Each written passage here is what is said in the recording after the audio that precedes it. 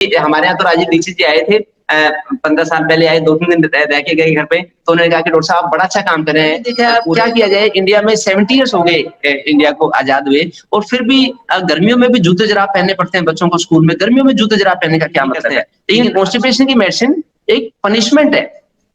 नमस्कार, मैं doctor Manoj Mittal. Welcome to wholesome tales. बड़े सारे पेरेंट्स की क्वेरीज आ रही थी कि डॉक्टर साहब आप कॉन्स्टिपेशन के बारे में बताइए, चाइल्डहुड कॉन्स्टिपेशन के बारे में भी, और वही लेटर ऑन लाइफ में एडल्टहुड में भी कॉन्स्टिपेशन परसिस्ट कर जाता है। जैसे ही बचपन में आते होती हैं वैसे ही आते हैं, फिर लेटर लाइफ में भी परसिस्ट करती हैं।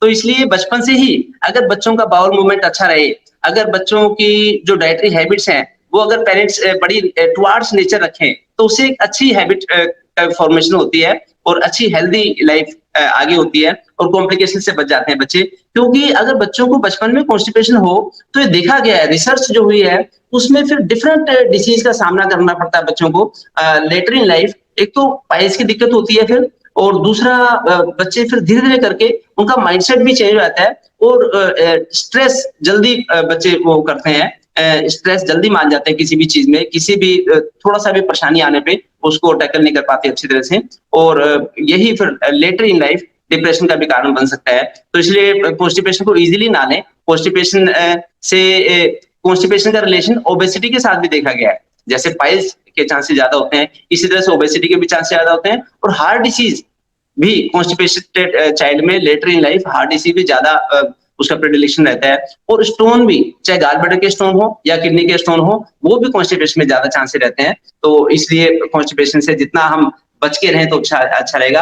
और अगर कॉन्स्टिपेशन होता है तो आईज के नीचे डार्क सर्कल के भी, और हाइपर पिगमेंटेशन, इस चीज के भी चांसेस ज्यादा रहते हैं। और कई बार बच्चों के मुंह से स्मेल आती रहती है। इवन बड़ों को भी अगर कॉन्स्टिपेशन लंबे टाइम तक रहेगा तो स्मेल आती रहती है, उसकी दिक्कत होती है। और फिर धीरे धीरे भूख भी खत्म हो जाती है, क्योंकि अगर मोशन अच्छी तरह से होगा बच्चे को तो आगे भूख अच्छी लगेगी और उसकी ग्रोथ भी अच्छी होगी। और फिर ये भी देखा गया है कि हाइट भी बच्चे की बढ़ना रुक जाती है अगर कॉन्स्टिपेशन होता है। अब मैं बताता हूँ कि इससे कॉन्स्टिपेशन के सिम्टम क्या होते हैं।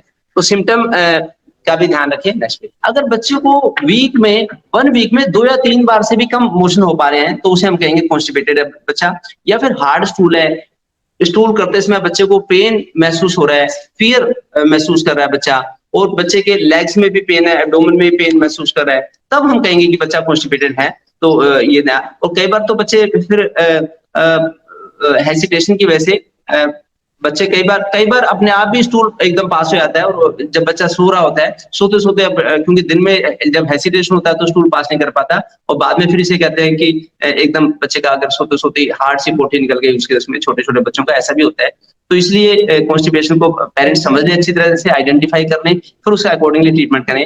अगर ट्रीटमेंट की बात करते हैं तो ट्रीटमेंट इसका ज्यादातर नेचुरल ट्रीटमेंट है, क्योंकि एक लाइफस्टाइल डिसीज है। सपोज अगर कोई बाहर मेहनत का काम कर रहा है धूप में, उसे पसीना आ गया, तो पसीने को हम कहेंगे कॉम्प्लिकेशन, एक लाइफस्टाइल का कॉम्प्लिकेशन। इसी तरह से कॉन्स्टिपेशन भी एक लाइफस्टाइल का कॉम्प्लिकेशन है।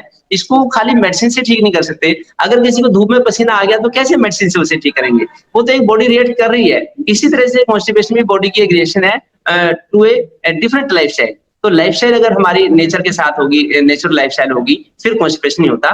तो इसलिए लाइफस्टाइल चेंज जरूर करना है। तो अब मैं आपको बताता हूँ कि कॉन्स्टिपेशन के जो होम रेमेडीज हैं वो इस चीज पे डिपेंड करती है कि कॉन्स्टिपेशन क्या क्या के जो कारण क्या है, बेसिक क्या है, क्यों हुआ था कॉन्स्टिपेशन। तो वो अब मैं एक एक रीजन बताता हूँ। एक तो है कि अगर बच्चा देर से रात को सोता है और देर से सुबह उठता है तो वो कॉन्स्टिपेशन का बहुत बड़ा कारण है। तो रात को यूजुअली देखा गया कि पेरेंट्स लेट सोते हैं तो बच्चों को भी लेट सोने की आदत होती है। मैं बड़े सारे पेरेंट्स से पूछता हूँ तो कहते हैं कि 10-11 बजे हमारे साथ ही सोता है, हमारे पापा के सोने के बाद ही सोता है। तो ऐसे करके खुद भी पेरेंट्स, मैं चाहता हूँ कि वो जल्दी सोएं, जल्दी उठें, और बच्चों को भी जल्दी सोने की आदत डालें तो अच्छा रहेगा।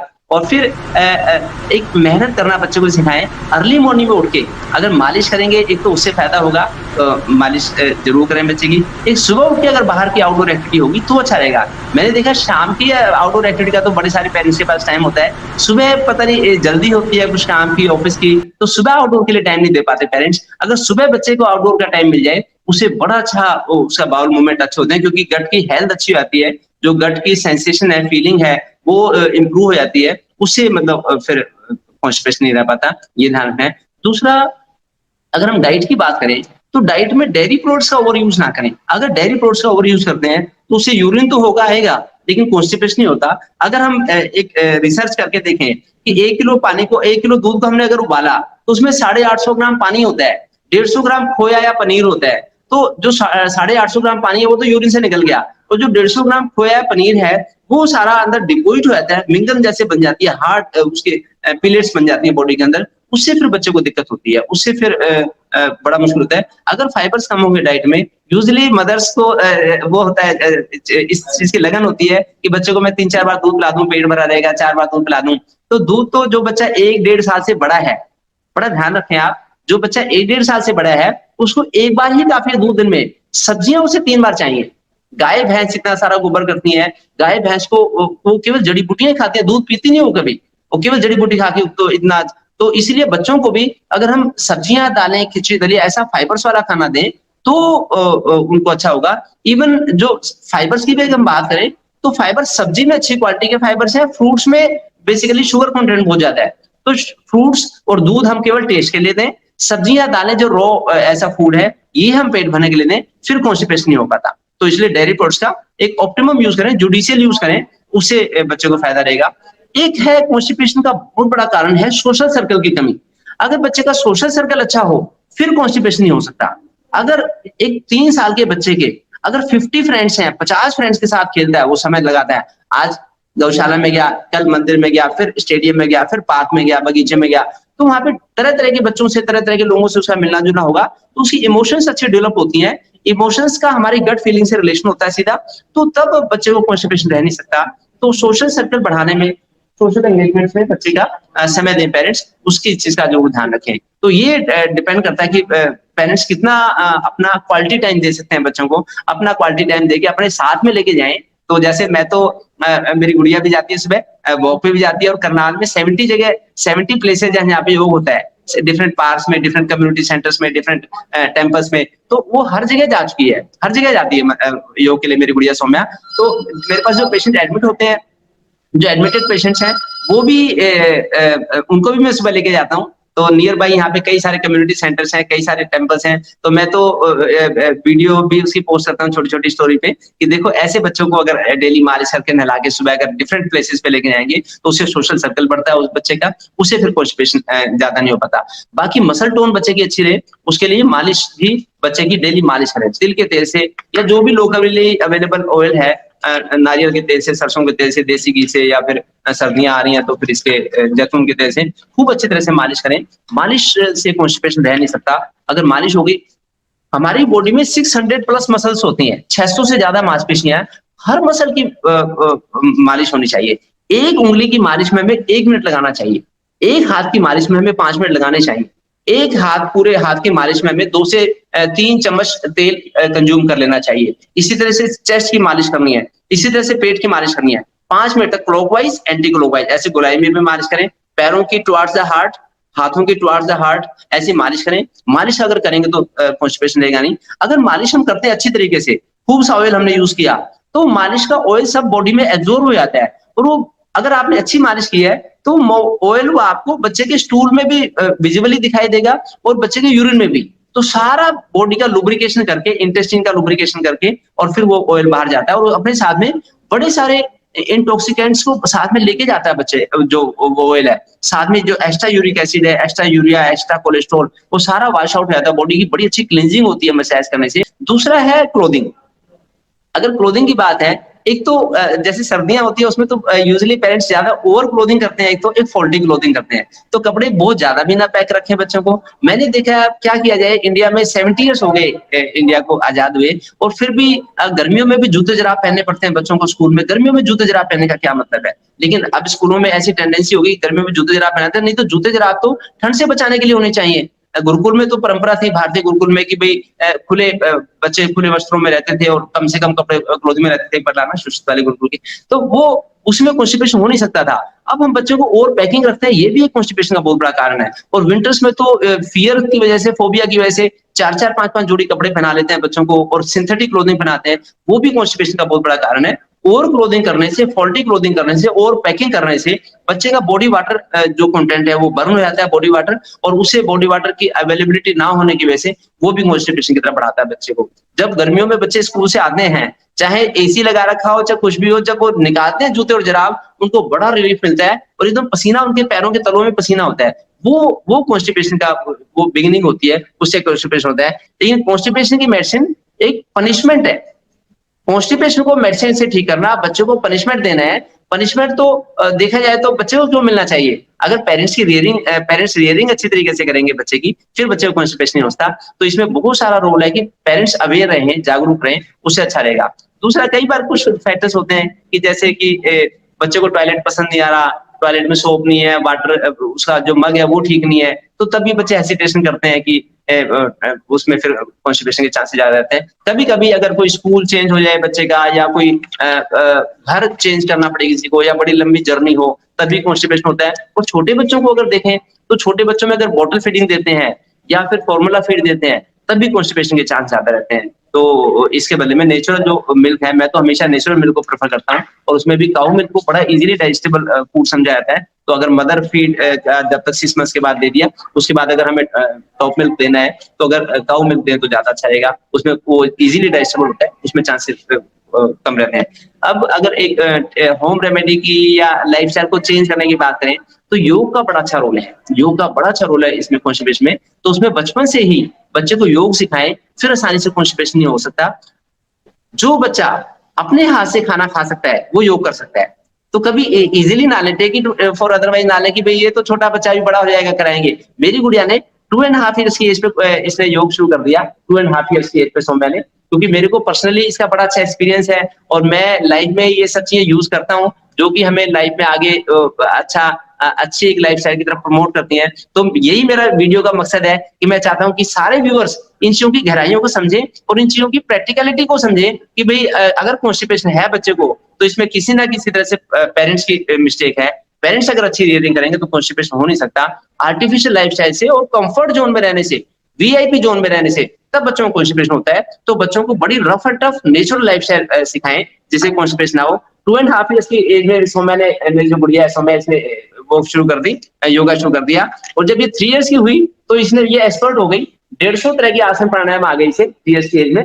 और सभी, और ये कॉन्स्टिपेशन के लिए बड़े अच्छे आसन प्राणायाम है। अगर धनुरासन करेगा बच्चा, चक्रासन करेगा, सूर्य नमस्कार करेगा, ये सूर्य नमस्कार की साइकिल है, देखिए कंप्लीट साइकिल, फिर कॉन्स्टिपेशन कैसे रह सकता है। साथ में आराम आराम से, प्यार प्यार से, मजाक मजाक में बच्चों को कपालभाति, अनुलोम विलोम, इस तरह के प्राणायाम भी सिखा सकते हैं, उससे फिर कॉन्स्टिपेशन नहीं रहता। अदरवाइज अगर बड़ों को है कॉन्स्टिपेशन तो उसमें शंख प्रक्षालन की क्रियाएं भी होती हैं। पानी पी के, कोसा पानी पिया, नवाया पानी, फिर खड़े होके कटी चक्रासन, इस तरह से आसन करने होते हैं। 4-5 आसन करते हैं, मरकट आसन, शशांक आसन, भुजंग आसन, मंडूक आसन, उससे भी फिर कॉन्स्टिपेशन बड़ी जल्दी रिलीव होता है। तो इस तरह से योग का भी बड़ा अच्छा रोल है। मरकट आसन तो कमर के लिए ये बेस्ट है। आसन विशेष रूप से लाभ देते हैं पेट के लिए, पीठ के लिए, वेट के लिए, स्ट्रक्चरल बैलेंस के लिए। घुटने पंजे पास में, दोनों हाथ कंधों के बराबर, तो दोनों पैरों को ऐसे मोड़ लेते हैं, घुटनों से, घुटने पंजे पास में, एड़ियाँ भी पास में, दोनों हाथ कंधों के समानांतर, हथेलियाँ ऊपर की ओर, दाईं ओर पैर और बाईं ओर गर्दन, ऐसे ये स्थिति होती है। तो मकरासन, भुजंगासन, शलभासन और मरकटासन करने से ही कमर आपकी ठीक रहती है। बहुत ज़रूरी है यह अभ्यास कमर के लिए। ऐसे 1-1 मिनट या आधा मिनट अवश्य कर लेना ऐसे सामान्य रूप से। विशेष रूप से तो फिर 1 से 5 मिनट का एक आसन को समय देना पड़ता है विशेष परिस्थितियों में। कम से कम आधा मिनट भी दोनों तरफ से आपने कर लिया तो ये मरकट आसन हो गया। ऐसे एक अभ्यास, फिर इसका दूसरा अभ्यास, घुटने पंजों में फासला, और ऐसे एक आसन को कम से कम 1 से 5 मिनट करते हैं तब उसका पूरा लाभ मिलता है। ये कहने का मेरा प्रयोजन है। मैं आपसे बात कर रहा था कि कभी भी प्रमाद में मत जीना, आत्मग्लानि में मत जीना, और अनुत्पादक कार्यों में अपना समय बर्बाद नहीं करना। हम अपना वक्त जाया करते रहते हैं बेकार के कामों में, अपने निर्माण में, माने चरित्र निर्माण, व्यक्ति निर्माण, अपने जीवन के निर्माण में अपना समय कम लगा करके व्यर्थ की बातें करना, एक दूसरे की निंदा करना और दुनिया जहान की बातें, कि मैंने देखा अलग अलग तरह की जिसकी जैसी रुचि, जिसकी जैसी प्रवृत्ति होती है, दूसरा अभ्यास, तीसरा अभ्यास ऐसे होता है। एक पैर ऐसे उठाया, अपोजिट साइड में चला गया ऐसे, ये मरकट आसन का तीसरा अभ्यास। कुछ इतिहास की बातों में, कुछ राजनीति की बातों में, कि कुछ इधर उधर की निंदा स्तुति में,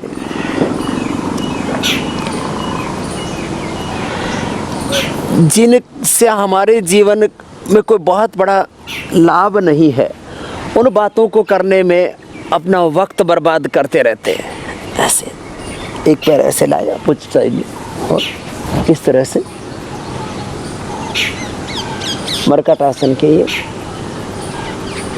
3 अभ्यास हो जाते हैं और पूरी शरीर का स्ट्रक्चरल बैलेंस भी हो जाता है।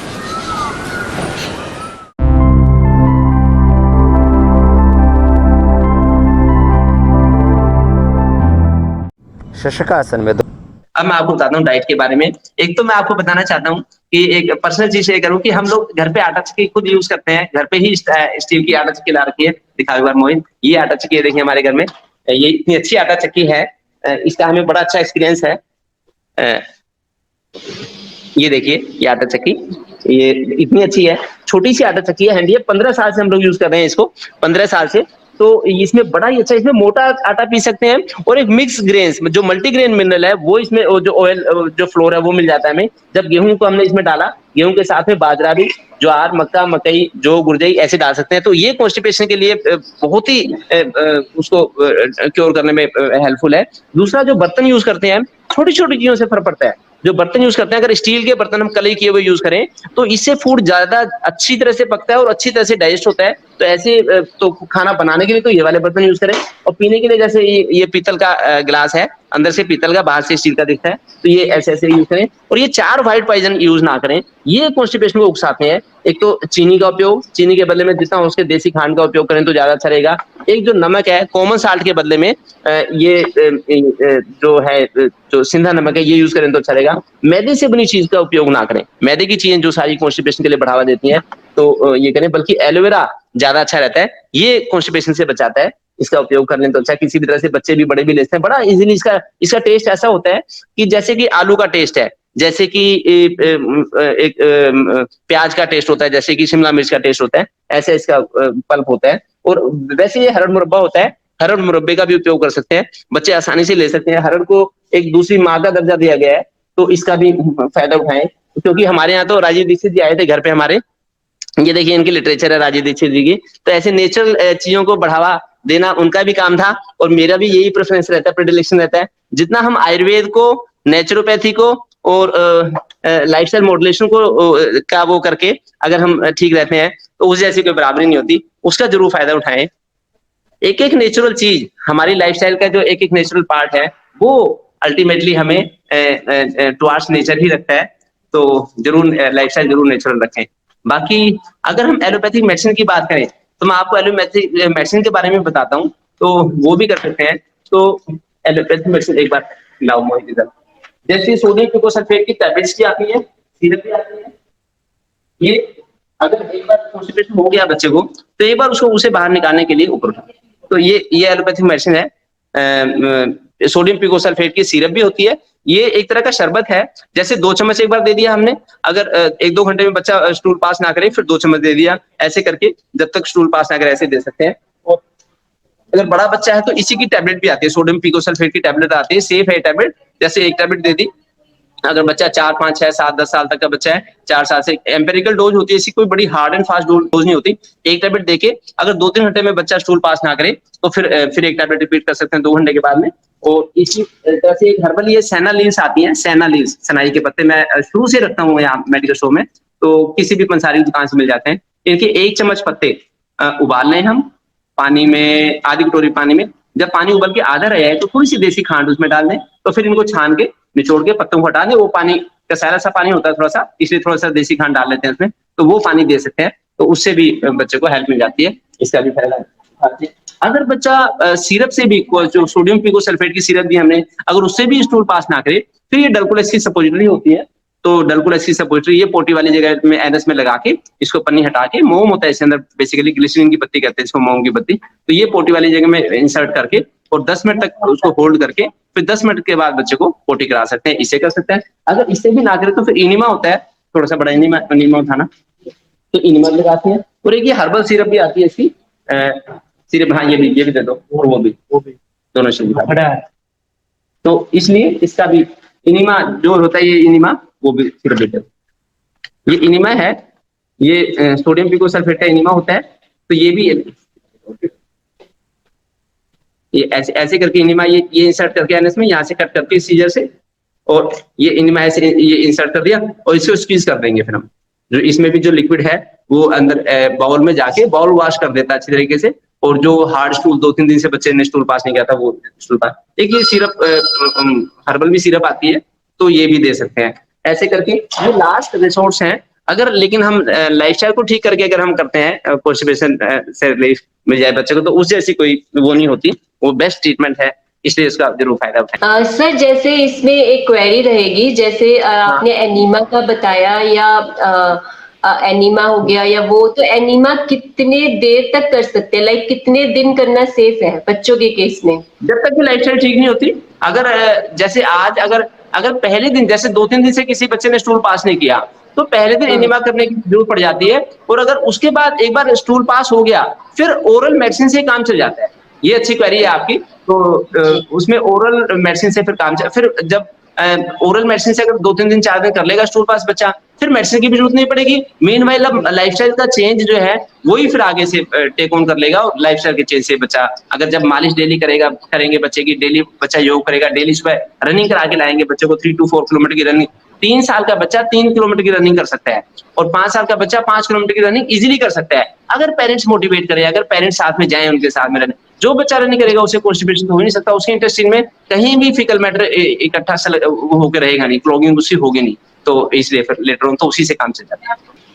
कॉन्स्टिपेशन में डाइट का क्या रोल है, मैं आपको यही बताना चाहता हूँ कि बच्चों को कॉन्स्टिपेशन की तरफ अगर बच्चे जा रहे हैं तो जरूर उसमें भी डाइट का रोल है। अगर जो छोटे बच्चे हैं वो अगर बॉटल फीडिंग लेंगे या फार्मूला फीड लेंगे, उससे कॉन्स्टिपेशन के चांसेस ज्यादा रहेंगे। और जो बड़े बच्चे हैं उन बड़े बच्चों में अगर एक तो पैकेट वाली चीजें अगर बच्चे खाएंगे तो भी कॉन्स्टिपेशन के चांस ज्यादा रहते हैं। आप बेशक स्क्रीनशॉट ले लें, जैसे कि केचप है, चिली सॉस है, इस तरह की चीजें। फिर बेकरी के प्रोडक्ट्स खाने से वो भी कॉन्स्टिपेशन को बढ़ावा मिलता है, जैसे केक है, pastries, patties, chocolate, ice cream, coffee, cold drink, soft drinks, इनसे भी कॉन्स्टिपेशन के चांस रहते हैं। फिर जंक फूड है जैसे पिज्जा, पास्ता, बर्गर, ये इससे भी कॉन्स्टिपेशन को बढ़ावा मिलता है।